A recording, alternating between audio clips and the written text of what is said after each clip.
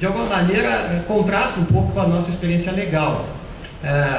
O antigo direito inglês, praticado na Star Chamber, e que era o modelo praticado aqui, ele partia basicamente da presunção de culpabilidade. Isso nós vamos ver no filme. Por que da presunção de culpabilidade? É célebre, inclusive os historiadores do processo se debruçam sobre essa passagem, é célebre uma passagem que nós vamos ver do juiz Hathorne, que é um dos juízes também desta corte, quando ele se dirige para Martha Corey, que foi processada e condenada e enforcada como bruxa, e ele diz assim para ela: você agora está nas mãos da autoridade judiciária, diga-me por que você feriu aquelas pessoas. Essa era a pergunta, então, basicamente dirigida a um dos acusados. Não havia, na verdade, uma presunção de não culpabilidade. E 4 razões históricas, isso é interessante para que nós possamos assim contrastar com a nossa realidade. 4 razões históricas explicam por que a presunção de inocência era inviável neste momento. Primeira delas, esses processos ocorriam em colônias, em vilarejos muito pequenos. Era inevitável que quando alguém fosse levado à barra do tribunal, já não houvesse um amplo conhecimento de que aquelas pessoas eram acusadas por algum delito, especialmente pelo delito de bruxaria. Outra coisa importante, os senhores prestem atenção, porque o filme mostra isso de maneira notável. Aquele que confessasse o delito de bruxaria, esse escapava da forca. E, portanto, esses processos eram processos que normalmente acabavam em confissão, e os senhores sabem muito bem que a confissão era obtida através do método, falávamos agora na escadaria o professor Marco Aurélio, do método da tortura, que normalmente levava a confissões. O terceiro elemento que impedia a presunção de inocência era a admissão nos tribunais, então, da chamada prova do espectro. Aqui eu ouvi a fala da professora e até anotei porque esses processos lidavam com o mundo invisível. O mundo invisível, porque dizia a doutrina, quem pode testemunhar a ocorrência da bruxaria? Apenas 3 pessoas: a bruxa, a vítima e Satã. Satã não vem às cortes. Ficamos com a bruxa e com a sua vítima. Quer dizer, não havia como fazer-se a prova direta do delito de bruxaria, que, no entanto, era um delito extremamente importante. Finalmente, uma outra característica desse processo é que o acusado pagava pela sua prisão e pelas suas despesas. E mesmo quando absolvido, cabia à família daquele que for acusado responder pelos custos do processo. E, portanto, ele só saía da cadeia, ainda que absolvido, que era muito raro, se alguém por ele viesse quitar as despesas daquele processo. Bem, há uma passagem nesse filme que relata bem a atmosfera desses julgamentos. Os senhores vão ver que Martha Corey, que é uma das acusadas, que era uma pessoa de reputação ilibada e muito querida no vilarejo, ela, lá pelas tantas, morde o lábio.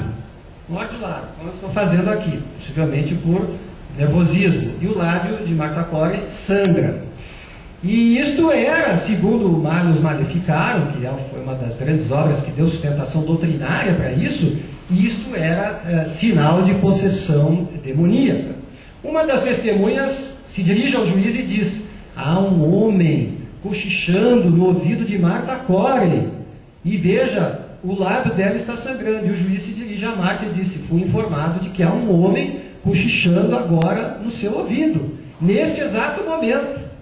E Martha Corey se vira como que estupefacta, porque lhe diziam que havia alguém cochichando as respostas do seu ouvido.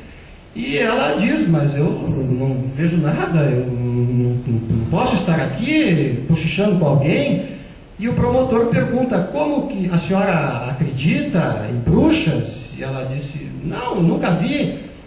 Então a senhora está negando um pressuposto fundamental, teológico. E por aí a história então se desenvolve. Martha Corey, se dissesse sim, estava condenada. Se dissesse não, negava uma premissa que lhe levava a ter pactuado com Satã.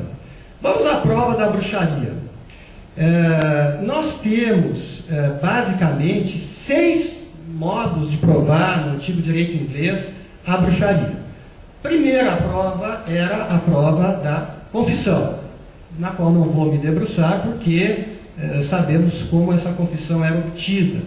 O segundo meio de prova eram as provas físicas, voodoos, amuletos, práticas, digamos, supersticiosas. Os senhores verão no filme que há uma acusada que é presa porque colocam, na verdade, um voodoo na casa dessa pessoa. Isto era considerado uma prova já quase que definitiva da prática da bruxaria. E a prova, digamos assim, mais difícil e que foi mais largamente usada, como eu disse, era a prova do espectro.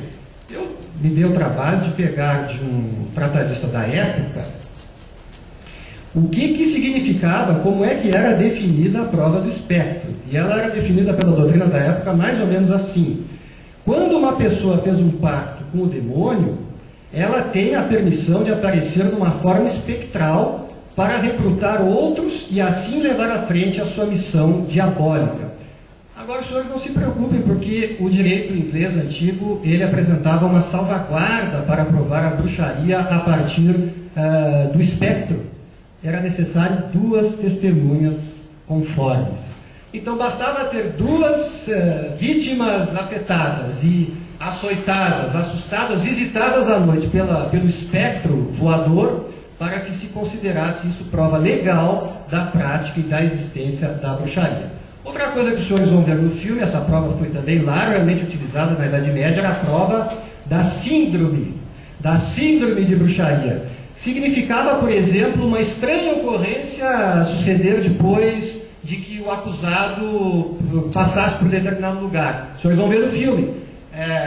Passa uma pessoa e há uma explosão num determinado local. Prova de bruxaria. Na verdade, são as síndromes que afetam as bruxas. Alguém faz uma visita a uma outra pessoa e ali naquela casa adoece uma criança. Prova de bruxaria segundo os manuais da época. Morre o gado de alguém, a colheita acaba malogrando. Prova de bruxaria. E não temos tempo, mas restaria falar que foi muito importante, que caracterizou os processos de bruxaria, as vítimas desses processos, a prova do perfil.